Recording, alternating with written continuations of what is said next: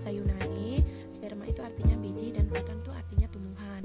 Nah, kelompok tumbuhan yang memiliki ciri khas biji sebagai bagian yang berasal dari bakal biji, di dalamnya terkandung calon individu baru yang disebut lembaga.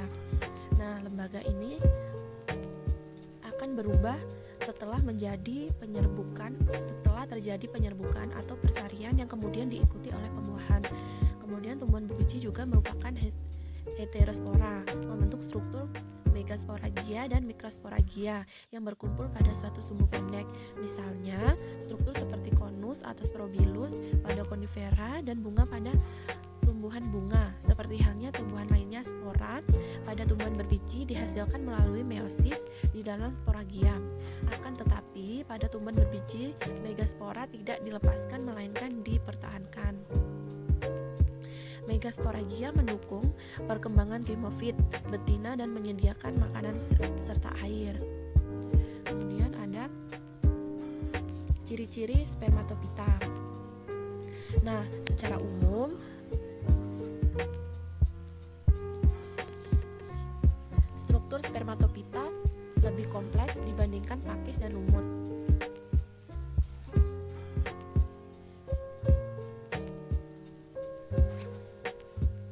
Spermatopita dibedakan oleh satu atau lebih akar, batang tunggal atau bercabang di sisi, daun, dan dalam banyak kasus bunga dan buah.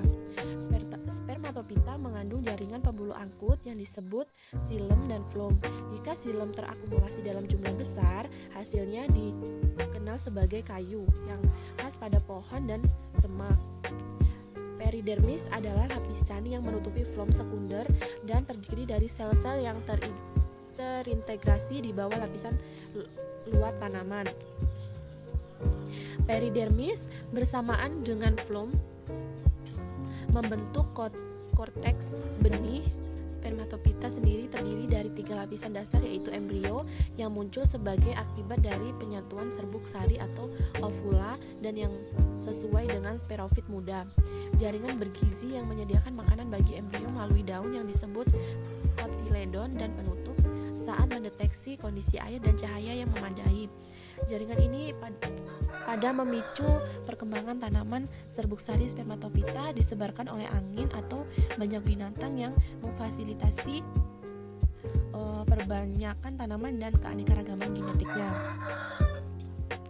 Spermatopita dibagi menjadi 2, yaitu gymnospermae atau tumbuhan berbiji terbuka.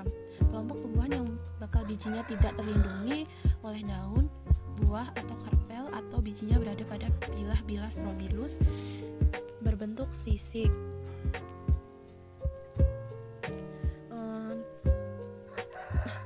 Gymnospermae berasal dari bahasa Yunani gymnos yang artinya adalah telanjang atau terbuka, dan juga spermae artinya biji. Disebut biji terbuka karena bakal bijinya terbuka dan tidak terlindungi oleh daun dan buah. Gymnospermae, tumbuhan berbiji terbuka, memiliki ciri-ciri sebagai berikut. Nah, umumnya merupakan pohon besar dengan bakal biji yang tidak dilindungi oleh daun buah.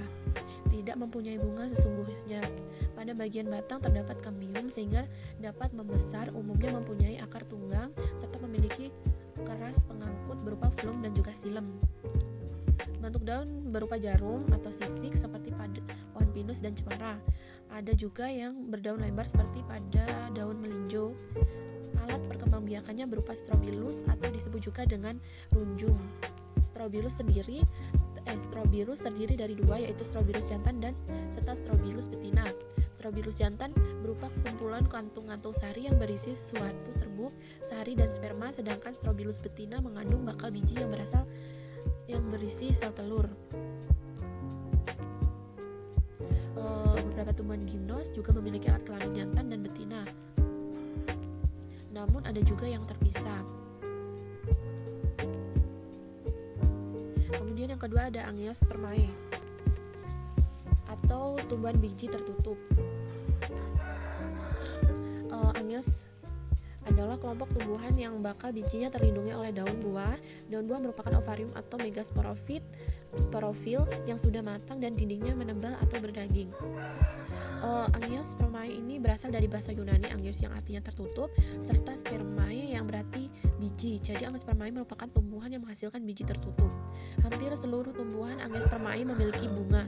Di antara seluruh tumbuhan tinggi lainnya, kelompok atau golongan tumbuhan angiospermae inilah yang mempunyai macam jenis paling banyak, yakni kurang lebih sekitar 300.000 spesies. Tumbuhan dari kelompok ini juga sangat penting bagi kehidupan manusia atau juga hewan karena merupakan sumber makanan keduanya.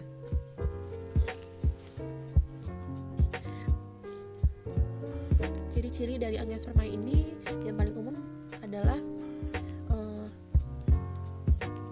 bakal biji yang terlindungi oleh adanya daun buah sehingga disebut dengan biji tertutup.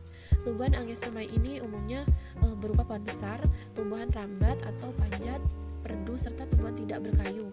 Daunnya relatif lebih lebar serta pipih dengan bentuk yang beragam, mempunyai sistem perakaran serabut dan tunggang, mempunyai batang lunak dan keras berkayu, mempunyai bunga sebagai alat perkembangbiakan utama dengan berdasarkan pada jumlah dari keping lembaganya. Tumbuhan angiospermae juga dibagi dalam dua kelas, yaitu monocotyledon berkeping 1 serta dicotyledon berkeping 2. Di sini angiospermae ini contohnya jimais atau jagung yang merupakan tumbuhan berbiji tertutup.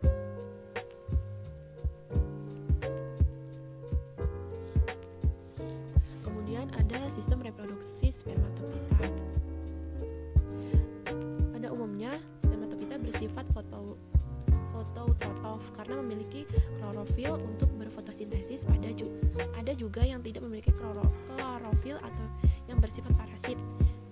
Yang bersifat klorofil itu contohnya Eucalyptus sp, dan yang tidak memiliki klorofil contohnya Cuscuta sp atau yang disebut sebagai parasit.